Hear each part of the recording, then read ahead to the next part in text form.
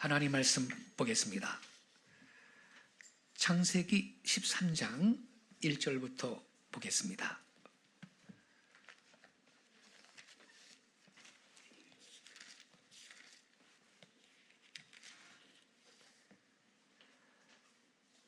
창세기 13장 1절부터 13절까지 저와 함께 한 절씩 교독하시겠습니다. 제가 먼저 1절을 읽겠습니다.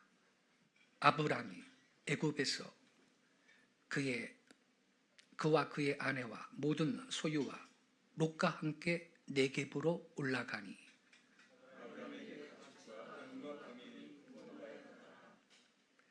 그가 네겝에서부터 길을 떠나 베델에 이르며 베델과 아이 사이 곧 전에 장막 쳤던 곳에 이르니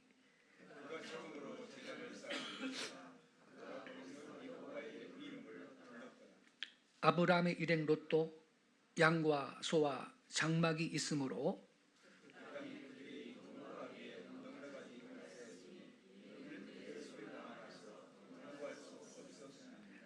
그러므로 아브람의 가축의 목자와 롯의 가축의 목자가 서로 다투고 또 가나안 사람과 브리스 사람도 그 땅에 거주하였는지라.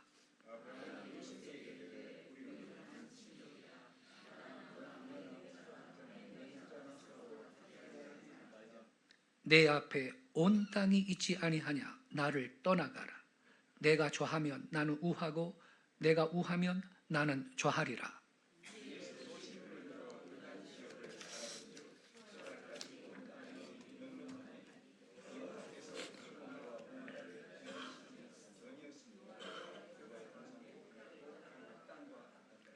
그러므로 롯이 요단 온 지역을 택하고 동으로 옮기니 그들이 서로 떠난지라.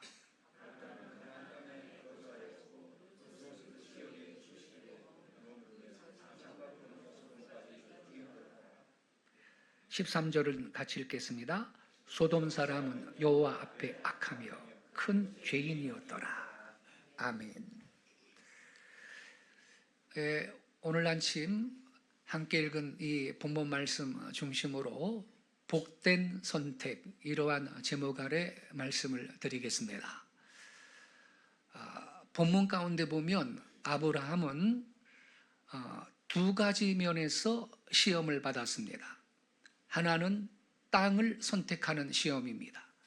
두 가족, 아브라함과 그의 조카 롯이 너무 가축이 많고 식구가 많아서 도저히 같이 살 수 없게 되어서 드디어 분가하여 땅을 나누게 됐는데 그 나누는 선택의 문제, 여기에 아브라함은 시험을 잘 통과해서 훌륭한 믿음의 자세를 보여주었습니다. 아브라함이 물질의 시험, 물질에 대한 시험을 잘 통과했다, 이렇게 볼 수가 있겠습니다. 이때 아브라함이 좋은 땅을 택하는 권리를 조카 롯에게 양보를 하고 물질에 집착하지 아니하고 물질에 대한 시험을 무사히 잘 넘겼다, 이렇게 해석을 할 수가 있는 것입니다. 여러분, 아마 이 두 가지 시험은 굉장히 오늘날 우리의 생활 가운데서도 지속적으로 부딪히는 큰 시험일 것입니다.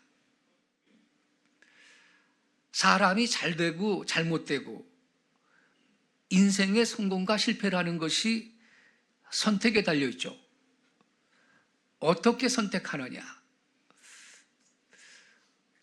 어떤 의미에서 우리 사람만이 엄격한 선택의 동물이라고 할 수가 있겠습니다. 아침에 자고 일어나면 무슨 옷을 입을까 하는 이 옷 입는 문제부터 시작을 해서 오늘은 뭐 전철 타고 갈까 차 몰고 갈까, 오늘 누구 만날 거냐, 무슨 일을 할 것이냐, 어떻게 할 것이냐, 이러한 선택이 매일 다가오는 것입니다. 또 우리는 학교에 들어갈 때도 어떤 학교로 들어갈 것이냐, 내가 무엇을 전공을 할 것이냐, 이러한 문제가 벌써 고등학교를 입학할 때부터 다가오기 시작을 하는 것입니다. 그 다음에 대학을 마칠 때 내가 어떤 직장을 택해서 어떤 사업에 어떤 일을 하면서 일생을 보낼 것이냐, 또 배우자로 누구를 택할 것이냐, 이러한 여러 문제들, 우리 인생의 성패를 가르는 중요한 선택이 우리 앞에 언제나 놓여 있는 것입니다. 이와 같은 선택을 할 때 어떤 자세에서 선택을 해야 할 것이냐, 바로 여기에서 아브라함은 훌륭한 성공을 거두었다라는 것입니다. 여러분, 이 물질에 대한 시험은 대단히 어려운 시험이고 또한 소중한 시험입니다. 우리 사람들이요, 땅에서 사는 동안 물질이 없이 살 수 없는 것이고, 더군다나 아브라함의 경우처럼 물질이 많아서 큰 재산을 일으켰을 때 정작 이때 사람은 물질의 노예가 되기 쉽습니다. 차라리 돈이 없을 때, 가난할 때, 이때는 괜찮은데 이 물질이, 돈이 굉장히 많아지면요, 그 물질 관리에 신경을 쓰지 않을 수가 없게 되는 거예요. 그 물질 관리에 더 큰 그 마음을 쓰지 않을 수가 없게 되고요. 그래서 자기도 모르게 물질에 인색할 수 있게 되고 물질의 노예가 되는 것을 종종 볼 수가 있는 것입니다. 여기 본문에 보니까 아브라함은 가축도 많고 은두금도 많았다고 써 있어요. 아브라함은 굉장한 부자예요.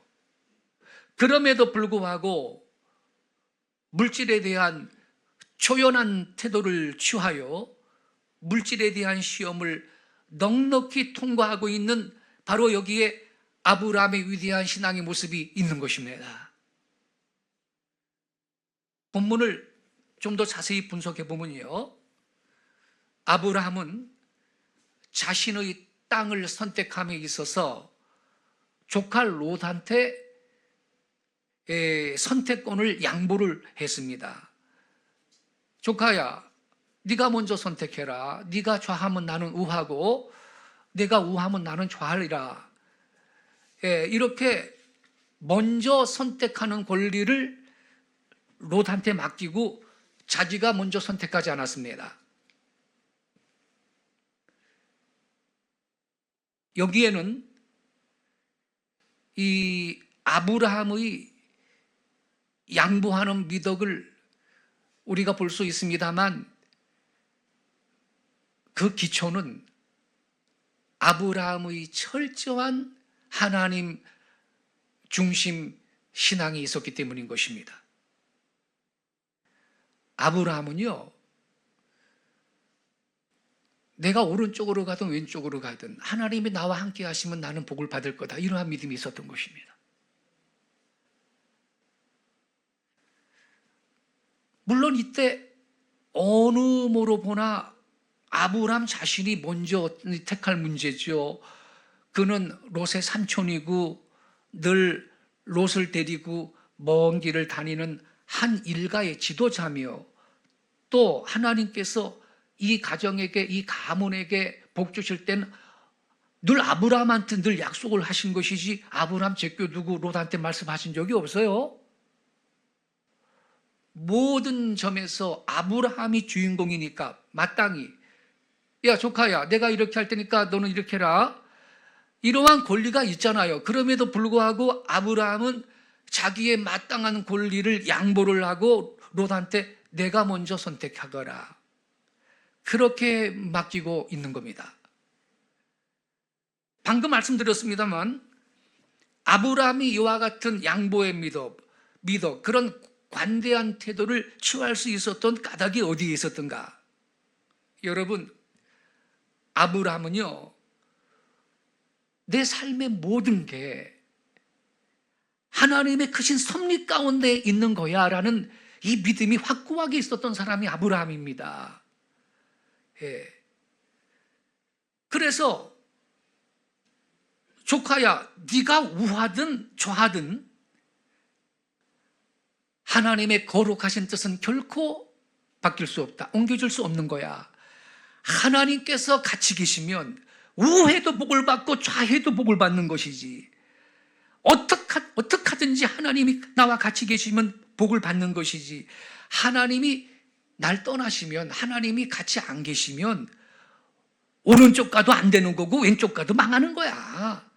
모든 것이 하나님의 섭리 가운데 있다는 사실을 아브라함은 반석처럼 믿고 있는 믿음의 사람이었던 것입니다. 여러분 그렇지 않겠어요? 하나님이 나랑 같이 안 계시는데 좋은 땅 찾아가지고 이민 간다고 거기서는 복을 받을 것 같아요? 아닌 것입니다. 그리하여 아브라함은 자기 자신의 권리를 보류하고 조카한테 그 권리를 양보해 주었습니다. 내가 먼저 택해서 네 마음대로 좋은 땅을 선택해 가거라. 그렇게 양보를 했는데 여기에는 아브라함의 그 위대한 하나님의 절대 주권, 하나님의 섭리를 믿는 믿음이 기반이 되어 있었던 것입니다. 그러나 여러분, 일반적으로 볼 때 자기의 권리를 유보한다는 것, 자기 권리를 보류하고 남한테 양보한다는 것, 이건 어려운 일이죠. 사람들이 자기의 권리를요, 너무나 각박하게 챙기는 여기에서 사실은 우리의 삶 가운데 불협화음이 일어나고 갈등과 문제가 발생하는 거거든요. 그렇지 않아요? 여기에서 얼마나 많은 문제가 일어납니까? 근데 아브라함은 하나님을 철저하게 신뢰를 했으니 관대한 마음을 갖고 조카한테 좋은 땅을 먼저 선택하도록 양보를 했던 것입니다. 하나님의 큰 섭리를 아브라함은 믿었고 태산같이 큰 하나님의 뜻 가운데 만사가 이루어진다는 이 사실을 아브라함은 알았기 때문에 위대한 양보가 가능했던 것입니다. 그렇습니다, 여러분. 우리 하나님께서 문을 열면 닫을 자가 없습니다. 그분이 문을 닫아놓으면 열 자가 없는 것입니다. 예.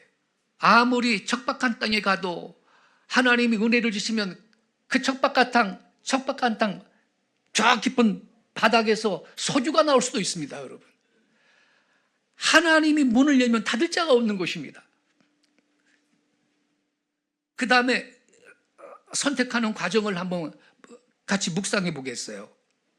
이 롯이 잘못된 건 뭐냐? 자기 삼촌이 자기한테 먼저 그래 땅을 선택하라 그러면요, 어떻게 반응을 해야 되겠어요?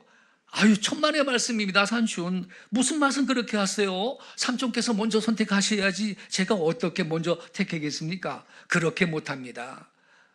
먼저 삼촌이 택하세요. 연세도 삼촌이 많으신데 당연히 삼촌이 먼저 좋은 땅을 선택해 가세요. 이렇게 대답을 해야 될 거 아니겠어요, 여러분? 근데 롯은 그럴 마음이 없어. 눈을 들어서 롯이 온 땅을 바라봤다, 이렇게 써 있어요. 10절 말씀 보니까 이에 롯이 눈을 들어 요단들을 바라본즉 소알까지 온 땅에 물이 넉넉하니 여호와께서 소돔과 고모라를 멸하시기 전이었던 거로 여호와의 동산 같고 애굽 땅과 같았더라, 이렇게 써 있어요. 눈을 들었다고 했는데 이 눈이 무슨 눈입니까? 신령한 눈인가요? 영적인 안목입니까? 영안이 열렸나요? 이게 아니고 이 안목의 정욕을 가지고 세상적인 안목, 육신의 눈인 겁니다. 즉 세상의 가치 판단이야. 이 육신적이며 세상적이며 세상의 가치 기준으로서 눈을 들어 땅을 바라보니까 한편은 비옥하고 넓은 들판이 있습니다. 에덴 동산 같대요. 얼마나 비옥하고 좋은 땅인지. 근데 또 한편은 거친 산지가 있습니다. 롯이 보니까 그 비옥한 들판이 너무 좋아요. 그래서 냉큼 그 땅을 선택해가지고 롯이 내려가고 말았습니다. 여러분, 이 롯의 선택의 잘못이 뭡니까? 선택하는 기본 방법이요, 육신의 안목으로 선택을 했다 이겁니다.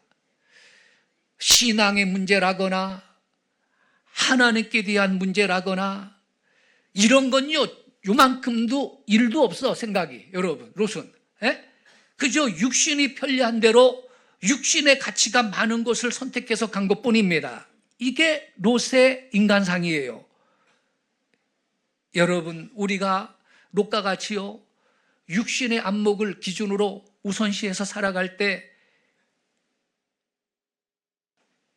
내 삶의 모든 그 사실 가운데 얼마나 어려운 문제들이 많이 발생하는지 모릅니다. 이게 결국 처음에는 좋아도 나중에 다 눈물의 씨앗이 되고 나를 찌르는 가시가 되는 것을 기억하세요. 그래서 어떻게 되었습니까? 첫째, 이 롯은요, 소돔 땅으로 갔는데요, 결국 그 땅에 살면서 자기 자신도 그 소돔과 고모라 땅의 악한 물결에 오염이 되었습니다. 13절 오늘 본문 마지막 절 보니까 이렇게 써 있어요. 소돔 사람은 악하여 여호와 앞에 큰 죄인이었더라. 여러분, 영어 사전에 소도마이트, 소도미 이렇게 영어 사전 찾아봐요. 그러면 남색 이렇게 나와요. 남색. 동성애예요, 동성애. 소돔성은요, 동성애자들이 득실되는 그 악한 도시였다고요. 여러분, 세상에 죄가 많지만 이 성적 타락의 극치에 해당하는 그 성적인 죄가 동성애의 죄입니다. 이런 데로 이사 가면 되겠어요? 롯이 말이죠. 여러분, 모든 물건은요, 용도가 있습니다. 용도가. 콧구멍의 용도는요, 냄새 맡는 거예요. 숨 쉬는 거고, 그죠? 그런데 콧구멍 갖고도 물은 마실 수가 있어요. 콧구멍으로 물 집어가지고 물을 집어넣고 목구멍으로 물이 집어넣을 수 있어요. 근데 어떤 사람이 콧구멍으로 자꾸 물 마시면 그거는 정상일까요? 비정상일까요? 비정상이죠. 콧구멍의 용도는 물 마시는 게 아니고 음료수 마시는 게 아니고 숨 쉬고 냄새 맡는 건데, 콧구멍으로 자꾸 음료수 마시면 그건 비정상이며 그렇게 했다간 콧구멍이 망가집니다. 똥구멍의 용도는요, 배설하는 거지 섹스가 아닙니다. 그거는 용도에 어긋나는 행동이에요. 그래서 뭐 거창하게 신학적으로 뭐 안 따져도 돼요. 그건 용도에 어긋나는 거예요. 그거는 변태예요. 잘못된 거예요. 정상적인 사람이 잘못됐다고 지적해야 돼요. 그런데 이거를 못하게 하는 것이 포괄적 차별금지법인데 민주당이 주도적으로 이거를 만들려고 그래요. 민주당이요.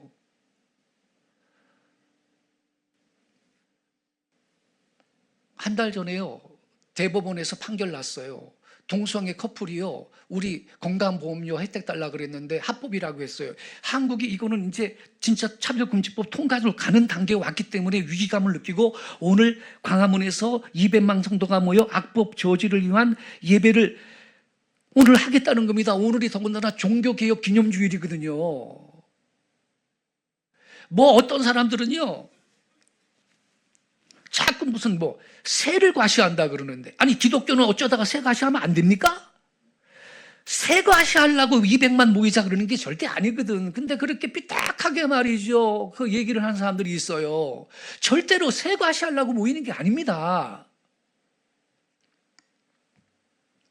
이거 한번 통과되면요, 차별금지법 통과되면요, 목사가 강단에서 동성애가 죄다고 설교하면요 감옥 갑니다. 아니면 벌금을 내야 되고요. 일반 성도들도 마찬가지고요. 이런 현상이 영국이나 미국이나 미국 여러 주나 유럽에서는 일상입니다. 지금 동성애 커플이요, 그 제가 좀 베이커리 제가 좀 아는 집에 와가지고 동성애 커플이 저 결혼 기념 케이크를 만들어 달라 그랬어요. 이름 새겨가지고. 그랬더니 동성애 커플인 그 만들어 줄 수 없습니다. 그래가지고 고발을 해서 그 사람이 가게 문 닫게 됐어요.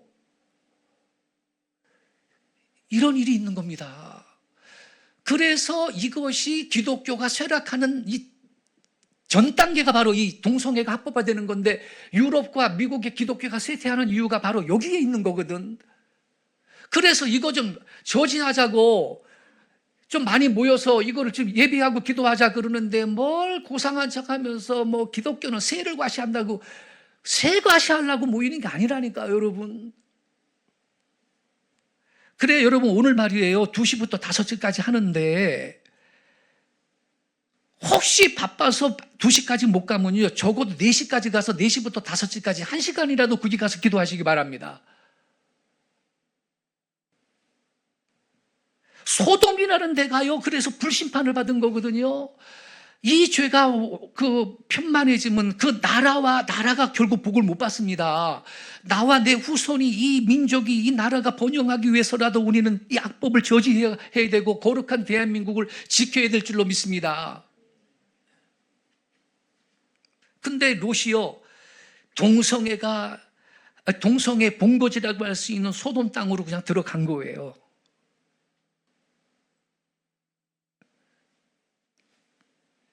롯이 분명히 13절에 소돔 사람은 악하여 여호와 앞에 큰 죄인이었더라 그랬는데, 이 사실을 롯이 모를 리가 없어요.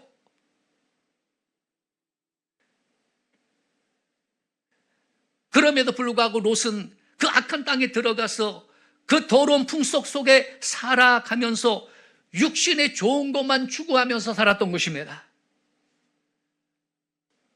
그 후에 계속해서 나옵니다만, 나중에는요, 천사들이 말이죠, 미리 예고하잖아요. 이거 망한다, 나가라고, 소돔성에서 나가라고. 꿈을 대니까 천사들이 끌어당겨서 나가잖아요. 불심판 떨어지기 전에. 예? 그 아내는 뒤를 돌아보면 안 된다 그랬는데 뒤를 돌아보면서 소금기둥이 되어서 죽었고, 롯이 두 딸하고서는요 이제 도망을 치게 되었는데, 천사들에게 이끌려서 그 딸들이요, 여기 무슨 사람도 없고 우리뿐이 없다, 어떻게 후손을 남기느냐. 그래가지고 자기 아버지한테 술을 먹여놓고서는 두 딸이 번갈아 동침을 해가지고 아들을 둘을 낳았어요. 그러니까 차라리 후손이 없으면 없고 말지 그래. 그러니까 그 딸들도 말입니다, 그 더러운 동네 살면서 이 도덕적인 감수성이 바닥으로 떨어지기 때문에 그런 행동을 한 거죠. 그래서 모압과 암몬이라는 아들을 하나씩 낳은 거예요. 근데 이따 말씀드리겠습니다만, 이 모압 족속, 암몬 족속이 나중에요 두고 선민 이스라엘을 괴롭히는 족속이 됩니다. 예. 이런 후손 번성시켜봐야 뭔 유익이 있습니까? 무슨 가문의 명예입니까 그게? 여러분, 죄만 쌓는 그런 후손, 복된 후손을 낳아야지. 차라리 그런 후손 없는 게 낫지 않습니까 여러분? 하여튼 롯은요 그 소돔 땅에 가가지고 죄악에 물들었어요. 그 다음에 거기에 있는 동안에 무서운 전쟁이 발발을 해가지고요, 롯이 포로로 끌려간 적이 있습니다. 예? 재산도 약탈당하고. 그래서 이 소식을 듣고 아브라함이 사병으로 만든 318명 그 군대를 갖다가 끌고 추적해 가가지고서는 롯을 다시 데리고 왔다고요 여러분. 그때 롯은 포로로 끌려갈 때 재물 다 잃어버렸지요.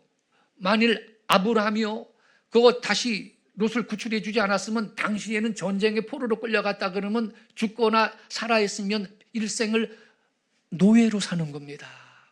노예로.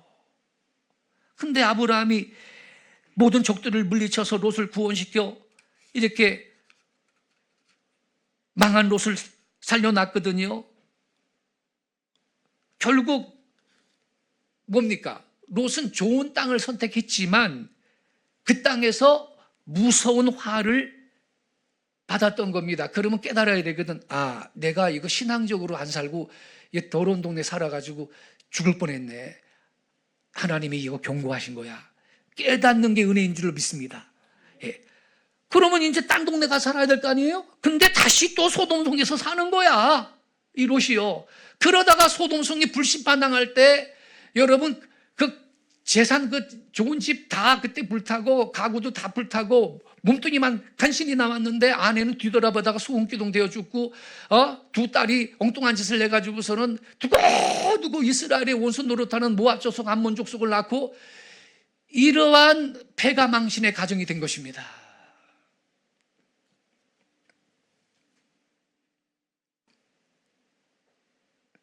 여기 보니까 소돔과 고모라 땅을 표현하기를 여호와의 동산 같고 애국 같다 그랬죠. 여호와의 동산이라는 것은 창세기 3장에 나오는 에덴 동산을 가리키는 겁니다. 여러분, 하나님께서 에덴을 창조하셨을 때 그 에덴에는 아무것도 부족한 게 없었죠. 완벽하게 지으신 동산이고 풍요로운 동산이었습니다.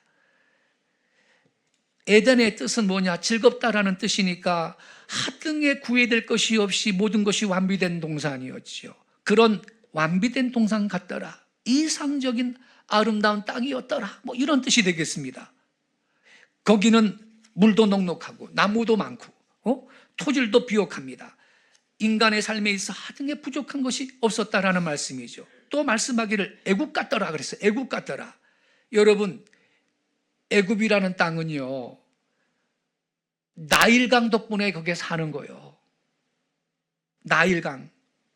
지금도 이집트에 가면요, 이집트의 전 국토의 5% 내지 10% 정도가 나일 강변이고요. 그 외에는 전부 사막지대입니다. 그 사막지대는 사람 살 때 도무지 못 돼요.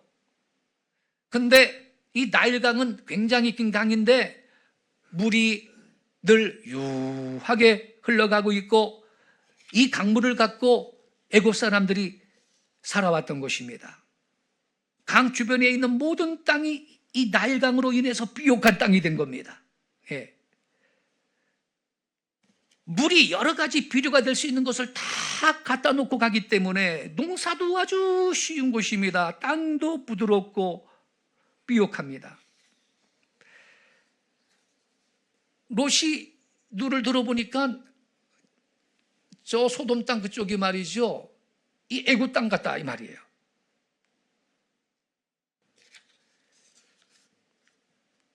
육신 위주로 살 것을 선택한 거예요. 육신 위주로, 물질 위주로 지가 살 땅을 선택했다 이 말이에요. 근데 우리 사람들은요, 적지 않은 사람들이 일생을 통해서 이 육신의 생활에 너무나 집착하고 있어요. 그래서 내 이웃을 돌아볼 겨를도 없이 돈 벌기 위해서 그냥 달려가는 거예요. 평생 살면서 선한 일 한번 제대로 못하고 이거 벌써 내 나이가 70대인데 80대인데 가만히 돌아보니까 착한 일도 한 게 별거 없는데 이거 천국 가서 상이 있겠는가 이런 생각이 비로소 그 나이 돼서 들어요.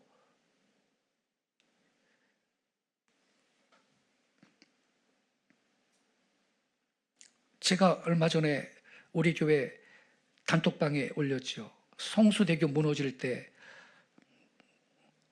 20살짜리 서울교대 학생이 교생 실습 가다가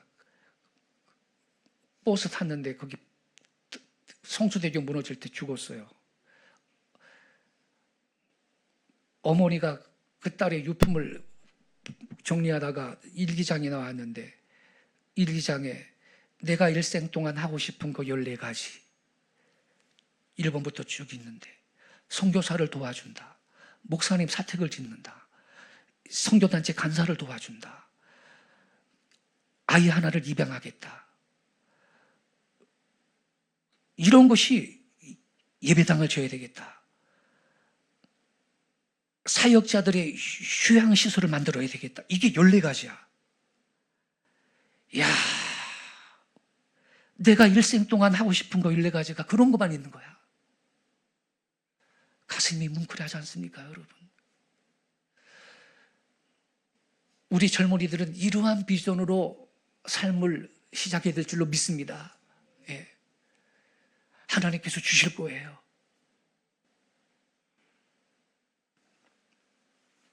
그래가지고 오빠가 그걸 보고 내가 네 소원 대신 이루어줄게. 그래서 오빠가 그 14가지 중에 거의 7개를 지금 이뤄놓고 있는 거예요. 기사가 그렇게 나와 있어요. 참 믿음도 좋은 가정이죠. 예?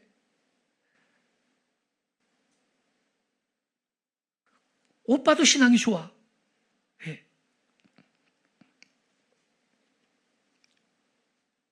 성도 여러분, 우리는요 그리스도인들로서 먼저 구해야 될 게 뭐냐? 하나님을 섬기고 하나님의 은총 가운데에서 우리가 일용할 양식을 얻고 예수님을 통해서 먹고 마시고 살아가는 여기에 만족할 줄 알아야 할 것입니다. 이 세상에 대한 허무한 욕심이 크나큰 화를 롯과 같이 내 삶에 가져올 수 있다는 것을 우리는 기억해야 할 것입니다. 그러나 여러분, 롯과 대조하여 아브라함의 선택은 어떻게 되었습니까? 롯에게 양보를 하고 그 아름다운 평지를 롯한테 다 주어버리고 아브라함은 성경에 보니까 가나안 산지로 갔습니다. 산지로. 근데 롯이 들어갔던 소돔과 고모라는 지금 사해라고 불리는 세계에서 가장 낮은 곳이고 소금이 가장 많이 농축이 되어 있는, 물고기도 살 수 없는 땅이 되어 있는 곳입니다. 그러니까 이 사해와 가나안 산지 중간쯤, 지금으로 말하면 세겜 근처에서 이 둘이 살다가 갈라지고 만 거죠. 근데 아브라함은 산지로 들어갔습니다. 여러분, 이 산지가 뭡니까? 산지는요 어떤 곳이냐? 제단을 쌓고 하나님 앞에 기도하기 좋은 곳입니다. 여러분 성경 보세요. 보통 이 제단이라는 건요 다 산에 올라가서 산지에서 제단을 쌓고 예배드렸습니다. 산 정상, 산지는요 하나님이 임재하시는 곳인데, 여러분 모세도 그러니까 시내산 꼭대기에 올라가서 그 하나님 만나고 십계명 받아 내려온 거고, 엘리야도 갈멜산 산정에서 여러분 바알 거짓 선지자들과 영적 전쟁을 벌였던 거 아닙니까? 여러분, 노아 할아버지도 아라랏산 산정에 방주가 정박했는데 거기 방주에서 나와서 그 산정에서 하나님 앞에 제사를 했고 하나님이 그 제사를 받으시고 무지개 언약을 주셨고,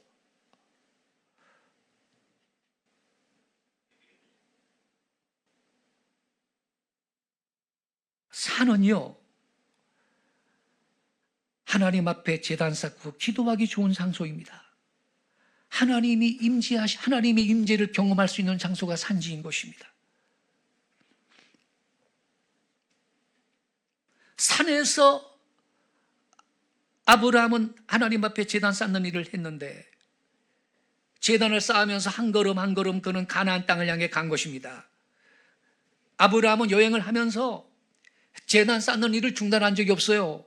가는 곳마다 하나님 앞에 제단 쌓았는데, 제단 쌓는 것이 그의 인생에 무엇보다 중요한 일이었기 때문입니다. 근데 롯은 제단 쌓았다라는 말이 성경에 있는 거 보셨어요? 없습니다. 그러니까 하나님 앞에 제단을 쌓는데 편리한 산지인 거예요. 우리식으로 말하면 예배하기 좋은 장소인 거예요. 결국 뭐냐? 아브라함은 신앙에 유익한 그 점을 먼저 염두에 두고 땅을 선택했다는 이야기입니다. 여러분, 지금도 우리도 그러한 선택을 할 수 있다고 믿습니다. 우리의 신앙을 무시해버리고 믿음 생활, 영적인 생활을 이걸 후순위로 집어 던져버리고 내 육적으로 살기 좋은 땅을 먼저 선택을 하게 된다면 처음에는 좋은데 그게 나중에 눈물의 씨앗이 됩니다. 성경의 예를 볼까요? 베들레헴에 살던 엘리멜렉의 가정이 있는데 부인이 나오미요. 아들 둘이 있었어요. 근데 거기 흉년이 들었다고 모압 땅으로 이민 갔잖아요. 거기는 이방인 땅인데 예배 드리는 사람도 없고 오늘날로 말하면 성전도 없고 교회도 없는 땅인데, 그런데 거기 가가지고선 또 아들 둘이 그 이방 여자랑 결혼해가지고선 하는데 몇 년 있다가 아들 둘이 다 죽어가지고 남편도 죽고 나오미하고 이방 며느리의 룻과 오르바하고 과부가 세 사람이 생기잖아요. 그래가지고 나오미가 베들레헴 고향 땅으로 가야 되겠다. 며느리들 모아놓고 너희들은 아직 젊은데 그냥 제가를 해라, 제가를 해. 그랬더니 룻이 나오미 따라가지고 베들레헴까지 왔지 않습니까, 여러분? 그게 뭡니까? 베들레헴은 떡집이라는 의미인데 성전을 상징하기도 하죠. 생명의 양식이 있는 곳. 근데 당장 좀 어렵다고, 그래, 하나님 믿는 사람 아무도 없고 우상 귀신이라 섬기는 사람만 들실거리는 모압 땅으로 이민을 가? 잘 되겠어요? 우리가요, 신앙을 무시해버리고 우선 살기 좋은 땅을 택하면 이러한 일을 겪을 수가 있는데, 세상에 롯이요 그런 땅을 택했습니다. 하지만 아브라함은 그런 땅을 피해가지고 하나님 앞에 예배 드리는 것을 중심적으로 선택을 했다, 이 말입니다. 그리하여 여러분, 아브라함이 망했나요? 아니 가축 키우고 농사 짓는 데는 평지보다 산지가 불리하지. 그래도 아브라함이 그래서 복을 못 받았나요? 천만의 말씀입니다. 아브라함은 하나님의 언약을 재확인을 받는데 12장에 우리가 오늘 본문이 13장 아닙니까? 근데 12장에 나와 있는 이 축복의 약속, 12장에 보면 내가 네 자손에게 복을 주겠다, 이 말씀이 13장에서 다시 재확인되고 있고요. 또 이 말씀이 15장에도 또 재확인되고 17장에서도 계속 재확인이 되고 있는 거예요.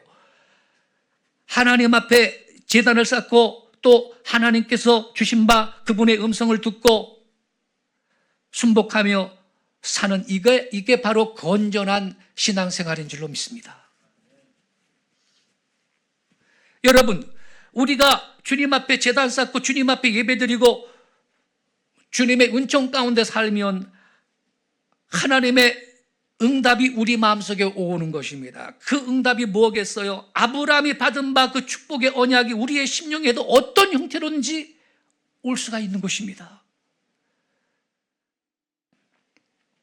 하나님께서 약속하셨죠. 내가 너와 더불어 같이 있으리라. 너의 자손에게 복을 주리라.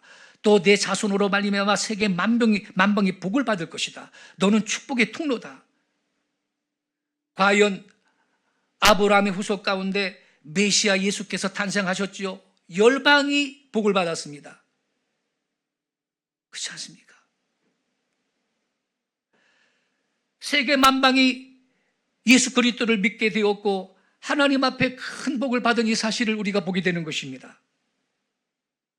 예수 그리스도를 믿는다는 것은요, 우리가 영생을 얻는 것이요, 꼭 근데 그 죽어 천당 가는 영생, 그런 의미에서만 복을 받는다, 이 뜻은 아닙니다. 여러분, 우리의 기독교인의 구원은 전인적인 구원입니다. 우리의 현세 생활에도 놀라운 복을 받을 수가 있는 것입니다. 북한 보세요. 거지처럼 사는 거 보세요. 그래서 용병을 갖다 러시아로 보냈잖아요, 지금.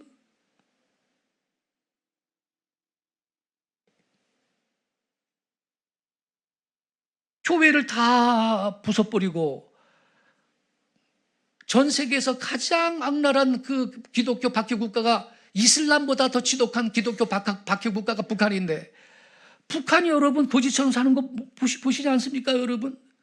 어저께 이틀 전에 뉴스 들으니까 우리 한국의 GDP가 일본을 앞질렀어요, 드디어. 수천 달러를. 지금 20, 30대 청년들은 아버지 세대의 감동을 모를 거예요. 우리가 언제나 이런 날이 올까? 옛날에 그랬다고요. 우리가 이탈리아보다 잘 삽니다. 스페인보다 우리가 오히려 더 잘 살아요. 예. 일본을 우리가 앞질렀어요. 그러니 통일 코리아는요, 우리가 예수만 잘 믿으면요, G2로 갈 겁니다. 믿으시기 바랍니다. 우린 G2로 갑니다, 여러분.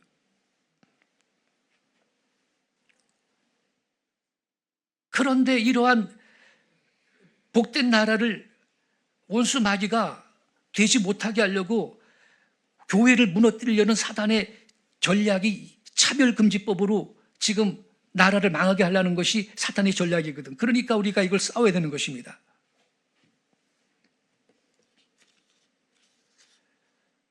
아브라함은요, 롯하고는 정반대로 선택했죠. 롯은요, 평지로 내려가서 멸망의 길로 갔습니다. 그러나 아브라함은 산지로 올라가서 영원한 생명의 길을 선택했습니다. 여러분, 우리 앞에도 언제나 이 두 가지의 선택이 놓여 있습니다.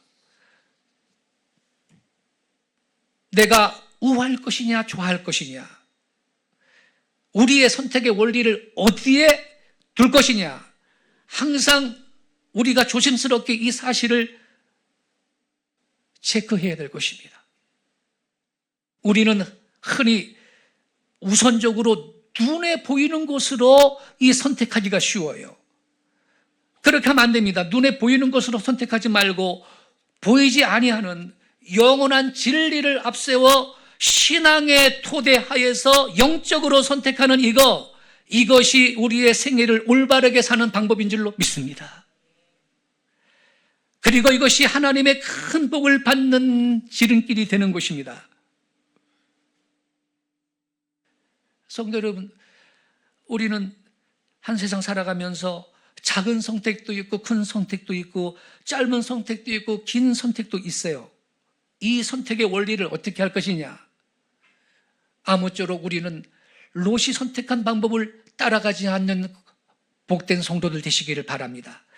아브라함의 선택의 원리를 따라가 아브라함이 받은 그 축복을 누리며 살고 모든 사람한테 축복의 통로로서 사는 복된 우리의 일생이 되시기를 예수님의 이름으로 축원합니다.